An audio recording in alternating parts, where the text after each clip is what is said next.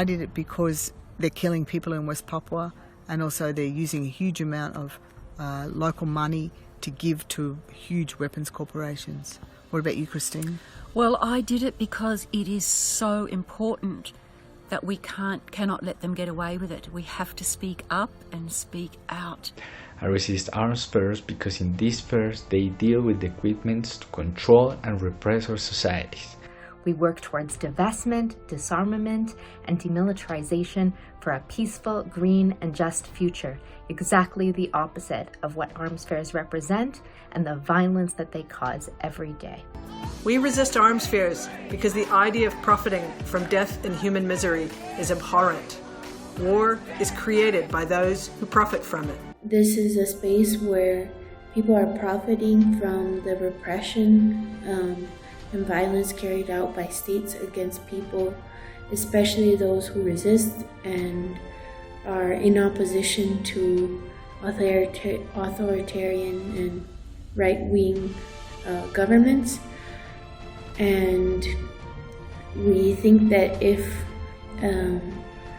we want to live in a world that is more free and where we can build social justice, we can't accept these types of spaces, and we need to interrupt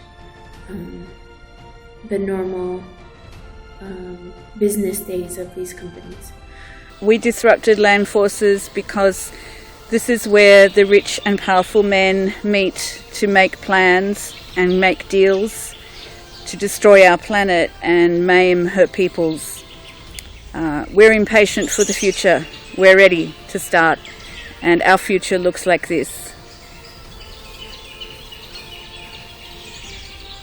My most memorable moment was the last action that we made in 2019 against Expo Defensa.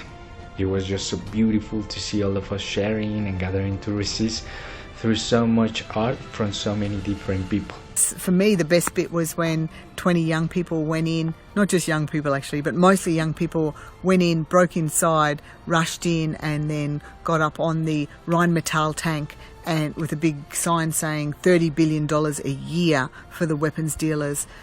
It's crapitalism, which is actually an English joke. Best bit was there were so many different people, all ages, from all kinds of backgrounds, and everyone did whatever they felt that they needed to do, whether it was to sing, bash pots together, dance, yell out. It was great. My favourite moment at Disrupt Land Forces was when the police had to bring earplugs because we were so loud.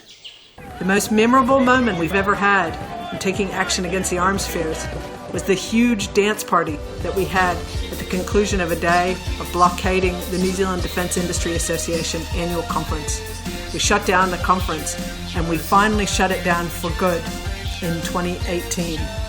We say arms trade, death trade. And the first thing that always came to my mind is shame on you. How can you get rich from the death of thousands of people?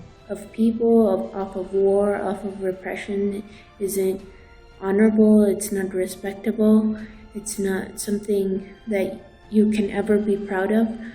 And I would invite those who are profiting from this business to take a hard look at their values and what kind of world they're building.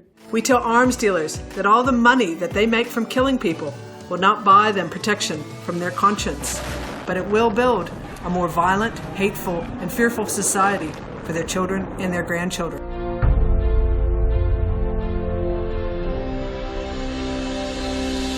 We're with you.